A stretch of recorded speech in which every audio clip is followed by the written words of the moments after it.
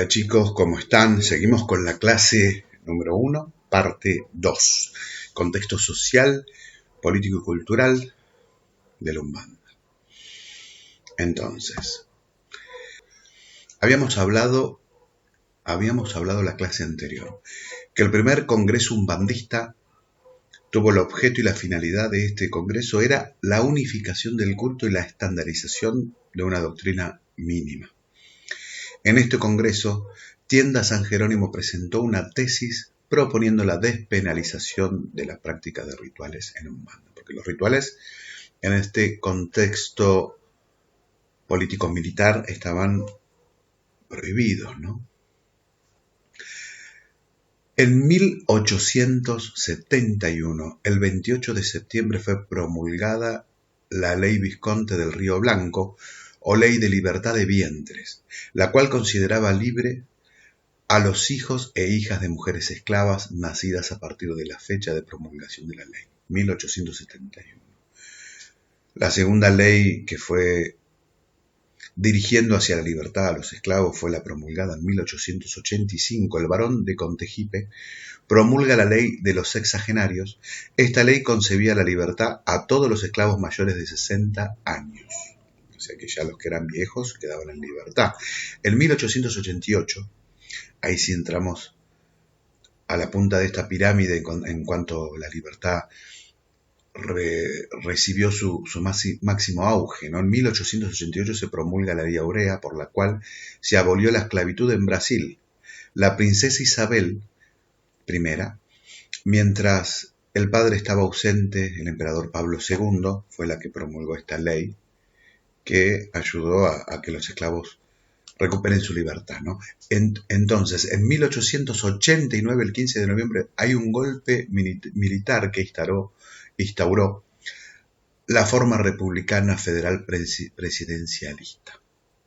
Claro, ¿qué pasa con esto? En 1889, todos los terratenientes, al quedarse sin esclavos, sienten que le sacaron una pertenencia, y esto lleva a que haya un golpe militar. En 1889, el 15 de noviembre, golpe militar que instauró la forma republicana federal presidencialista. En 1890 se forma el decreto 847 del 11 de octubre, artículo 157, que sanciona la práctica del espiritismo, la magia y sus hechicerías, así como el uso de talismanes, cartomancias, para despertar sentimientos de odio o amor, o inculcar la curación de enfermedades curables o incurables, en fin, para fascinar y someter la credulidad pública. Tendrá penas de prisión de 1 a 6 meses y una multa de 100 a 500 pesos quien ejerza cualquier ritual mágico o vinculado al esoterismo, ¿no? A fines de los años 30, estamos hablando ya de 1930, bajo la dictadura de Getúlio Vargas, 1930 a 1954, fue un periodo muy duro. Los terreiros de Umbanda atraviesan una fase muy difícil en su labor, pues fueron obligados a registrarse en las delegaciones policiales y abonar lo que llamaban en la época tasas de protección. Eran verdaderas extorsiones. En los registros era obligatorio incluir en el nombre del templo la palabra espírita. Lo que no se registraban eran obligados a actuar en la clandestinidad, corriendo el riesgo de ser sorprendidos por la policía. En esta época no se hablaba de Umbanda ni de candomblé. Los términos utilizados eran hechicería, macumba y bajo espiritismo. Quiero acotar en este periodo de Getúlio Vargas, se pueden inscribir los templos Umbanda gracias a la labor de Atila Núñez, que más adelante vamos a hablar de él. Se pueden inscribir los templos de Umbanda bajo el nombre de Centro Espírita de Umbanda. Entonces sucede que otras religiones parecidas a la Umbanda, pero que no son iguales, como el candomblé, que son los barcos que llegaron de esclavos al norte, a Bahía. Después tenemos el batuque, que son los barcos que llegaron de Porto Alegre hacia abajo, Río de Janeiro, Porto Alegre hacia abajo, que son batuque. Si bien son religiones yoruba, pero la Umbanda no es yoruba, la Umbanda nace en Brasil y la segunda entidad que baja, que fue Pai Antonio, introduce toda esta sabiduría yoruba y ahí aparecen los orishás en nuestra religión. De manera secundaria aparecen los orishás en nuestra religión, introducida por los guías, pero no es ni batuque ni candomblé, que son otras religiones. Pero estas religiones aprovechan esto que logra la Umbanda con su esfuerzo, dedicación y crecimiento para también inscribirse y no estar en la clandestinidad. Entonces tienen que adoptar también el nombre de Umbanda. Por eso esta confusión de el candomblé y el batuque, que a veces utilizan el nombre de Umbanda porque quedaron inscriptos de esa manera por una cuestión de blanquearse, pero eso no es Umbanda. Volviendo al tema, bueno, seguimos con la diapositiva que sigue. En 1944, el capitán José Álvarez Pessoa, junto con numerosos ilustres miembros de la Umbanda, entre ellos militares, políticos, intelectuales, periodistas, presentan al entonces presidente Getúlio Vargas un documento titulado El culto de Umbanda frente a la ley, donde se expulsó las bases y fundamentos de nuestra creencia, por medio de la cual se logró la despenalización de la Umbanda. Otros cultos incluyeron en sus nombres la palabra Umbanda para escapar de la persecución policial. Eso era lo que les explicaba recién que sucedió en 1944. Que el candomblé, el batuque, también se escribieron con el nombre de Umbanda para escaparse de esta especie de clandestinidad. En 1945, fin de la dictadura de Vargas, se experimenta un gran crecimiento y expansión de la Umbanda a nivel nacional.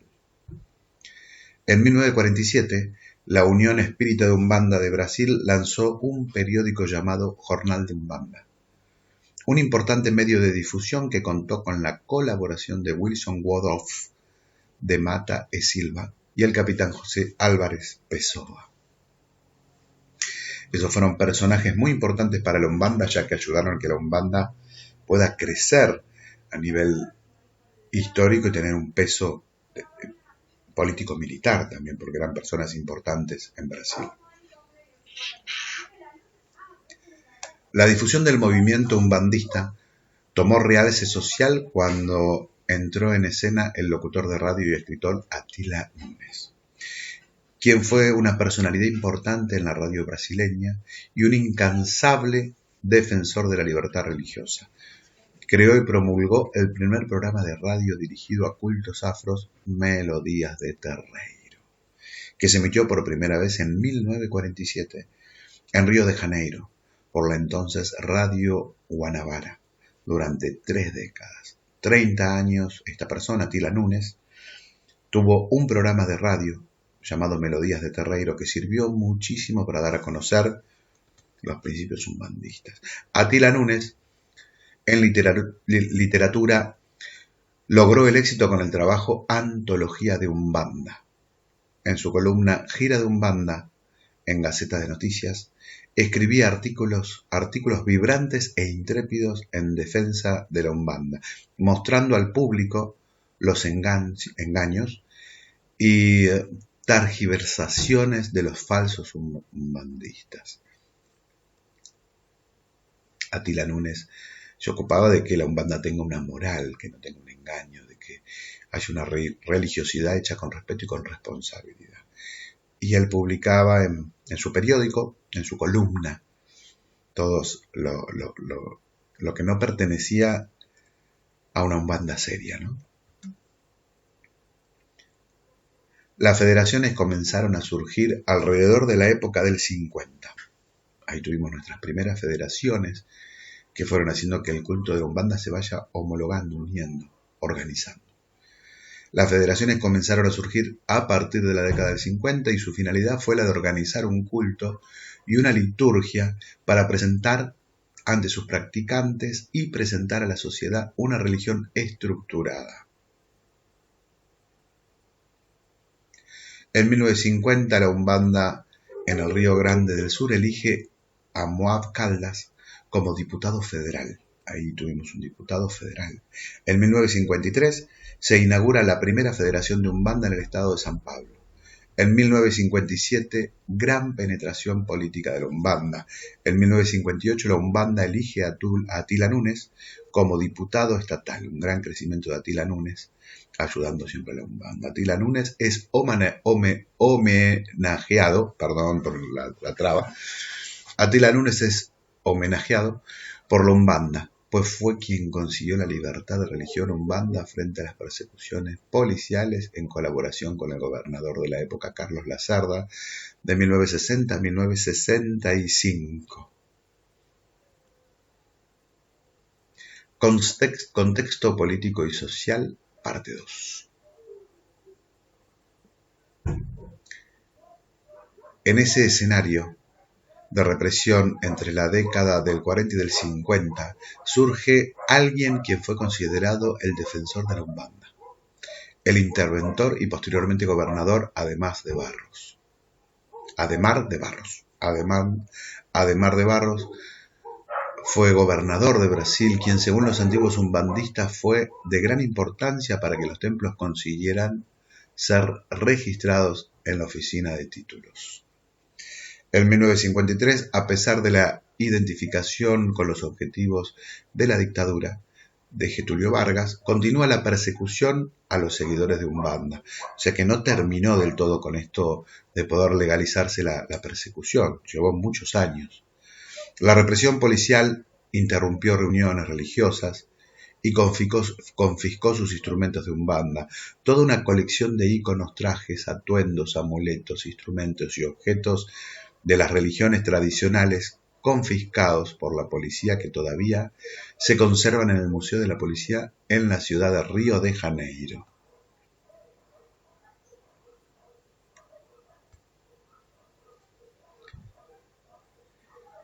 En 1952, Deraldo Padilla era un comisario muy malvado, comisario de policía de Río de Janeiro, uno de los personajes controvertidos de la historia de Río de Janeiro. Ha sido el comisionado de policía Deraldo Padilla. Era una persona severa e intransigente, agresivo y maltratador. Profanó, destruyó terreiros de Umbanda, devastando imágenes, golpeando a sus creyentes, arrestando a sus líderes. En dicho momento, para abrir un terreiro era necesario tramitar un permiso otorgado por una delegación policial. Por su intransigencia, por suerte, Deraldo Padilla, por su intransigencia, fue expulsado de la posición de policía en 1968, por orden directa del presidente de la República, ya que la prensa en Río de Janeiro persiguió para que esto sucediera, presionó para que esto sucediera, ¿no?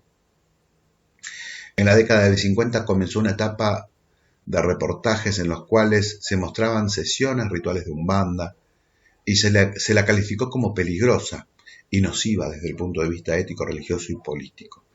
La ley del silencio prohibía los batuques religiosos, donde se sumaba la difamación promovida por los medios de comunicación, que llevó al líder de terreiros a cerrar sus puertas y buscar nuevos espacios donde poder practicar su culto.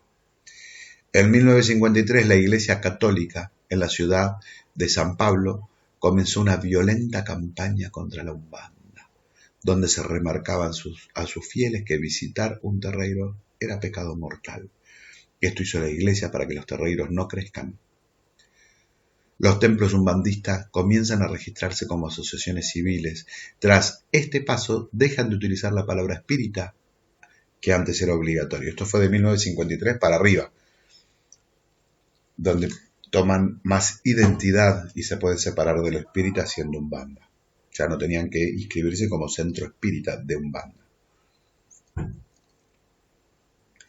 En 1957 los obispos latinoamericanos reunidos en Río de Janeiro proclaman a los 4 enemigos mayores de la Iglesia en América Latina: el protestantismo, el comunismo, el espiritismo y la masonería.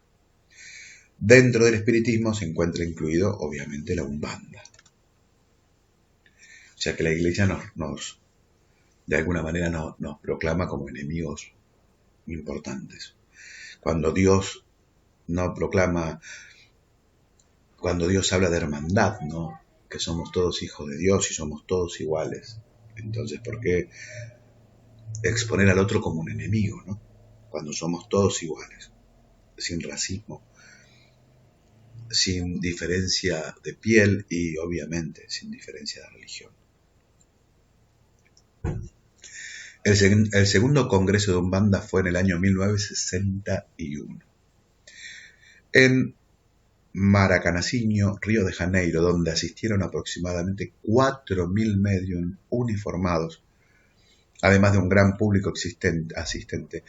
Fue en ese mismo congreso que el caboclo de las 7 encrucijadas presentó el himno de Umbanda, compuesto por José Manuel Alves. Quedó resuelto en este congreso la creación del superior órgano de Umbanda en cada estado del país, que debería congregar a todas las federaciones estatales para que en el último congreso pudiese contar con la participación de todos los superiores órganos de cada estado. Entonces, en el segundo congreso de Umbanda se presenta el himno de la Umbanda compuesto por José Manuel Alves y se propone un órgano superior en cada ciudad para congregar a todos los terreiros, ya que la Umbanda empezaba a crecer. Aquí en esta foto pueden ver los 4.000 uniformados que había. O sea, la religión tomaba un auge muy grande, empezaba a crecer en Brasil, que es el país donde más adeptos tiene. Y la Umbanda es una religión porque está legalizada también en Argentina, por ley, por la cantidad de fieles, por la cantidad de seguidores y por los estatutos que fueron presentados en la dirección de culto, ¿no? Ahí tenemos la foto, 4.000 uniformados, 1960. En este congreso también estuvieron presentes el obispo don José Aires, de la iglesia brasileña, que dio sus bendiciones. Ahí la cosa ya empezaba a tomar otro color. Y los diputados representantes de Guanabara y de Río Grande del Sur, Atila Núñez y Moab Caldas, dos diputados importantísimos que ayudaron a que la Umbanda pueda tener su identidad, crecer y formarse como religión. Las conclusiones del primer congreso. El espiritismo de Umbanda es una de las mayores corrientes de pensamiento humano existente en la Tierra. Hace más de 100 siglos, cuya raíz proviene de las antiguas religiones y filosofías de la India. La Umbanda tiene raíces del pueblo de Oriente, de la India. La Umbanda es palabra sánscrita, cuyo significado en nuestro idioma puede ser cualquiera de los siguientes conceptos: principio divino, luz irradiante, fuente permanente de vida y evolución constante, entre otros significados que también podemos encontrar. La conclusión del segundo congreso: la Umbanda es una religión brasileña y que la palabra Umbanda viene de la lengua quibundo, así como las palabras zambí y cambón. En este congreso se reúnen nuevamente para tratar de reestructurar y codificar la religión Umbanda, que haya un código, que haya una unión. En la década del 50 hay un crecimiento significativo de las tiendas de Umbanda. En las décadas del 60 y de 70 se multiplicaron las federaciones. La Iglesia Católica comienza a cambiar su actitud, acercándose a los practicantes umbandistas, invitando a la sociedad a que los mismos sean tratados con tolerancia y respeto, como debe ser. En 1970, los religiosos umbandistas comienzan a ser fuertes políticamente y varios son elegidos como concejales y diputados. Luego tuvimos un tercer congreso umbandista que fue muy importante. El tercer congreso de Umbanda, celebrado en Maracanacinho del 15 al 21 de julio de 1973, estableció el 15 de noviembre como el Día Nacional de Umbanda, legitimando así la manifestación del caboclo de las 7 encrucijadas como fundador de la religión y a Celio Fernandinho Moraes como su pionero. El lema adoptado en el tercer congreso fue organizar para unir. Fue donde todo tomó un orden y una organización más fuerte en ese tercer congreso umbandista. El propósito de la unión de los umbandistas, la unificación del culto y la estandarización de la doctrina mínima.